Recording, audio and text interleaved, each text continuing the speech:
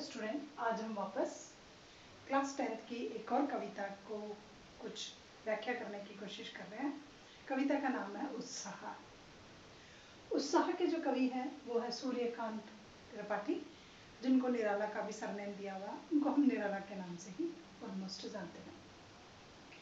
तो ये जो एक गीत है, ये आपका एक गीत है, आह्वान गीत, जिसमें कवि ने बादल को आह्वान्वित करते हुए और किसी दूसरे को, इसका भावार्थ और इसका अर्थ बिल्कुल दोनों अलग अलग है, उसको किया गया है। पूरा गीत ओज रस और वीर जो रस है आपका, उससे भरा हुआ है। तो ये व्याख्या पूरी है। इसमें कवि उत्साह लाने की बात कह रहा है कि जीवन में उत्साह लाने वाले कौन होते हैं? बादल होते हैं। पूरी व्याख्या में इस प्रकार बताया गया है कि विश्व में सब कुछ प्यासे हैं, लोग प्यासे हैं, धरती प्यासी है, आम जन प्यासा है। ऐसे में अगर कहीं से कोई बादल दिखाई दे दे तो आशा की नई संचार हो जाती है जीवन में, और लोगों की प्यास और लोगों की तृप्त जो है वो शांत हो जाती है। लेकिन बादल शब्द जो है उसका भावार्थ क्रांतिकारी विचारों से लिया गया है, क्रांतिकारी लोगों से लिया गया है, जिनके विचार उग्र हो और जो उग्र विचारों के माध्यम से परिवर्तन लाना चाहते हो, अत्याचार का दमन करना चाहते हो, ऐसे शब्दों के लिए लिया गया है। बादल गरजो, कवि कह रहा है हे बादल तुम गरजो। तो ये तो हो गया इसका अर्थ कि बादल तुम गरजो और गरजते रहो। तो यहाँ कवि कहना चाह रहा है कि हे क्रांतिकारी वीर पुरुष, अगर तू परिवर्तन लाना चाहता है तो तू प्रयासरत रहे और अपने प्रयास करता जा। बादल गरजो अर्थात बादल तुम गरजते रहो। तो यहाँ कवि क्या कह रहा है भावार्थ में कि हे क्रांतिकारी वीर पुरुष, तुम अपने क्रांतिकारी विचारों को उठाते रहो, उठाते रहो, उठाते रहो। घेर घेर घोर गगन धाराधर ओ। घेर घेर, घेर घेर शब्द किसके लिए आया गया है? घेर घेर घोर गगन मतलब पूरे आकाश को घेर लो। घेर घेर घोर गगन, पूरे आकाश को घेर लो बादल। तुम हे बादल तुम पूरे आकाश को गरज गरज करके घेर लो। तो यहाँ क्या कहना चाह रहा है? फिर अब इसका भावार्थ देखिए। देखिए अर्थ क्या हुआ कि तुम घेर घेर घोर गगन धारा धरो ओ बादल, तो पूरे गगन को घेर ले, पूरे गगन में छा जा, सब जगह बादल ही बादल दिखाई देने चाहिए, क्योंकि बादल होंगे तो बारिश होगी। तो ऐसे ही कवि कह रहा है कि हे क्रांतिकारी वीर उत्साह पुरुष, घेर घेर का अर्थ होता है उत्साही वीर पुरुष, क्रांतिकारी विचारों वाला, अत्याचार का दमन करने वाला। तो है ऐसे पुरुष, तू अपनी आवाज को इतना बुलंद कर, इतना बुलंद कर कि पूरे विश्व में, आकाश में, मतलब पाताल पे तो क्या आकाश तक तेरी आवाज जाए। यहाँ क्या कवि कहना चाह रहा है? वापस इस पंक्ति का भावार्थ देखिए कि घेर घेर घोर गगन धारा धरो, कि हे उत्साही वीर पुरुष, अत्याचार का दमन करने वाला पुरुष, तू अपनी आवाज को इतना बुलंद कर, अपने क्रांतिकारी विचारों को इतना फैला कि ये इस धरती पे ही नहीं, आकाश तक भी तेरे पूरे विचार समा जाए और पूरे विश्व में आकाश और पाताल दोनों जगह तेरे विचारों का प्रसार हो, सब लोग तेरे विचारों से अवगत हो जाए और उन्हें लगे कि हाँ किसी क्रांतिकारी युग पुरुषों का जन्म धरती पर हो रहा है। ललित ललित काले घुंघराले बाल कल्पना कैसे काले।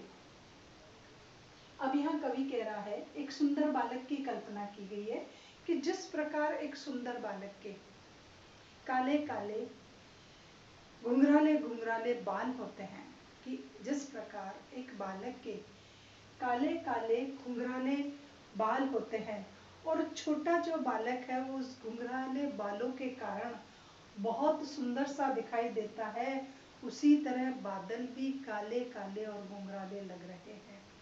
बादल भी कैसे लग रहे हैं? काले काले और घुंघराले लग रहे हैं।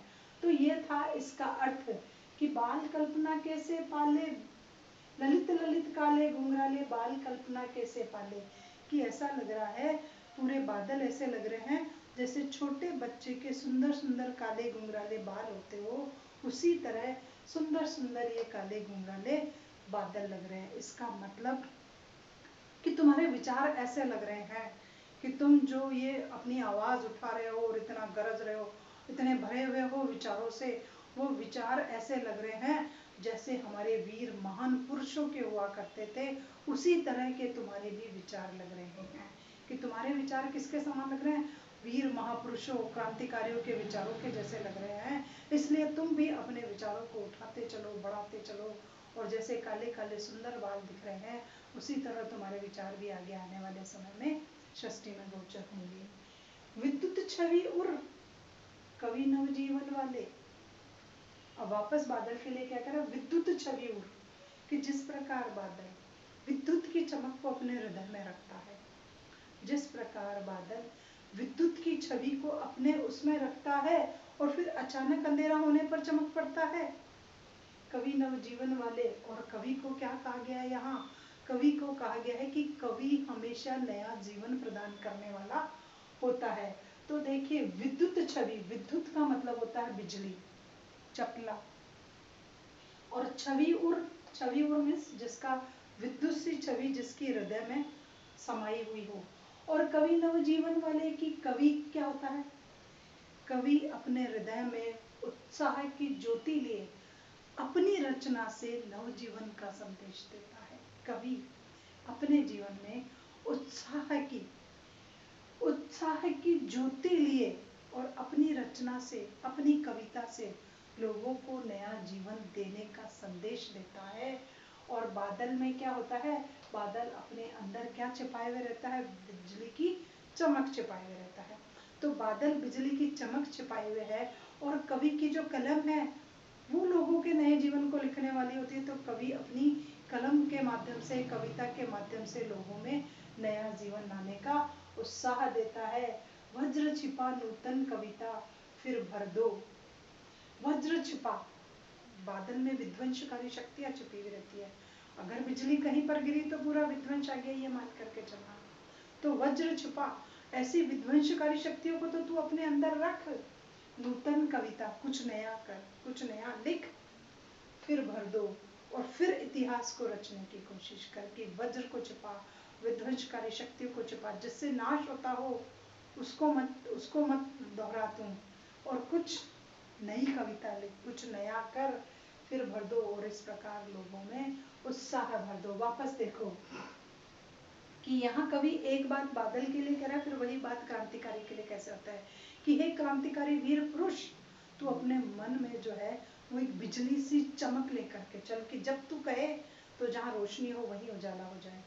बादल जब चमकता है तो थोड़ी सी रोशनी जरूर होती है।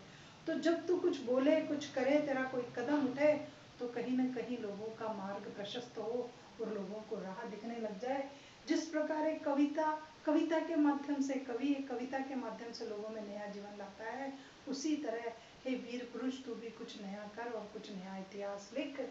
अपने अंदर विध्वंसकारी शक्तियों को छिपा करके रख, जिससे लोगों का नाश होता हो वो कदम मत उठाना, पर फिर कुछ नया करना, कुछ नया इतिहास रचना, कुछ नया करना, और लोगों में उत्साह की उमंग भर देना। बादल गरजो, हे क्रांतिकारी वीर पुरुष, तू बैठ मत, तू चलता रहे, गरजता रहे, नए कदम उठाता रहे। विकल विकल उन्मन थे उन्मन। तो विकल विकल शब्द का यहाँ अर्थ लिया गया है कि बहुत दुखी हो लोग, बहुत दुखी हो। किससे दुखी हैं? देखो, एक तो क्या हुआ कि बादल नहीं आया है, इसलिए लोग गर्मी, प्यास, भीषण गर्मी, प्यास और तप से व्याकुल है। तो विकल विकल उन्मन थे उन्मन मीन्स कहीं मन टिकने की स्थिति नहीं थी। जब बहुत तेज गर्मी पड़ती है तो लोगों का कहीं मन नहीं लगता, यहाँ बैठा वहाँ बैठा, यहाँ से उठा वहाँ से उठा, और हर जगह उसको वही तड़प, वही प्यास और वही होती रहती है। तो भयंकर गर्मी के कारण लोग बिल्कुल परेशान होते हैं। विश्व के निधान के सकल जन, और फिर क्या आता है? विश्व का निधान, विश्व की सारी समस्याओं को मिटाने वाला और लोगों के लिए कुछ आशा लाने वाला। अब ये कह रहा है विकल विकल उन्मन थे उन्मन, तो वो पहला वाला अर्थ समझ में आ गया कि लोग क्या थे? प्यास, भीषण गर्मी और उससे व्याकुल थे, और उनका मन कहीं नहीं टिक रहा था। तो अब इसका भावार्थ देखिए कि लोग किससे परेशान हैं? दुख, अत्याचारों से, दुख से और अत्याचारों से लोग जो है वो बहुत परेशान है, समस्याओं से परेशान है, इसलिए लोगों का मन कहीं नहीं लग रहा है। इस विश्व में लोगों का मन कहीं क्यों नहीं लग रहा है? क्योंकि लोग अत्याचारों से परेशान है, दुखों से परेशान है, और इतना ज़्यादा अत्याचार बढ़ता जा रहा है, दमनकारी शक्तियाँ बढ़ती जा रही है कि लोगों का मन परेशान है, और लोग इस विश्व में कहीं टिकना नहीं चले जाते। किसी भी देश में चले जाओ, कहीं न कहीं किसी न किसी प्रकार का उन पर दबाव और प्रेशर आता रहता है, उन पर अत्याचार होते रहते हैं। विश्व के निधान के सकल जन, तो लोगों की समस्याओं का समाधान करने वाले एक क्रांतिकारी वीर पुरुष, तो कुछ कर ताकि ये सारी समस्याओं का समाधान हो जाए, दुख और अत्याचारों का अंत हो जाए। तो हे बादल, तू भी बरस, ताकि जो ये लोग प्यासे हैं, व्याकुल हैं, इनके समस्याओं का समाधान हो जाए। आए अज्ञात दिशा से अनंत घन, अचानक एक अज्ञात दिशा से बहुत सारे बादल एक साथ आ गए। अर्थात ये तो है अर्थ, क्या हुआ कि आए हैं अज्ञात दिशा से अनंत घन। अनंत घन में बहुत सारे बादल, अज्ञात दिशा से मतलब जिस दिशा का पता ही नहीं हो, वहां से अचानक बहुत सारे बादल आ गए। तप्त धरा, तप्त धरा, जो धरती प्यासी थी वो तृप्त हो गई, अर्थात धरती की प्यास बुझ गई। तप्त धरा का अर्थ धरती की प्यास बुझ गई। जल से फिर शीतल कर दो, और लोग जल आने की वजह से शीतल हो गए, ठंड हो गए। जो गर्मी प्यास सबसे व्याकुल थे, लोगों को कुछ ठंड का एहसास हुआ। तो आए अज्ञात दिशा से फिर अनंत घन, अचानक अज्ञात दिशा से, जिस डायरेक्शन का कोई पता ही नहीं हो, जिस दिशा का कुछ पता नहीं हो, वहां से अचानक कुछ क्रांतिकारी वीर उत्साही पुरुष उमड़ कर करके आए कि जहां अत्याचार हो रहा हो उसका विरोध करने चले। तो आए हो अज्ञात दिशा से अनंत घन, बहुत सारे लोगों का समूह है जो क्रांतिकारी विचार लिए हुए था, जिनमें उत्साही था, जो वीर पुरुष थे, देश के लिए कुछ करना चाहते थे। तप्त धरा से फिर शीतल कर दो, तो उन लोगों ने, जो लोग प्यासे थे, जो लोग बेचारे दुखी थे, जिन पर अत्याचार हो रहा था, उनके अत्याचारों का विरोध कर उनको अत्याचारों से मुक्त कर दिया। तो वो हो गए तप्त धरा।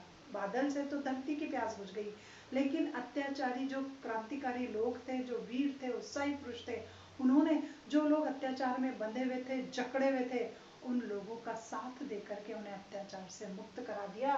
तो वो हो गए जल से फिर शीतल कर दो।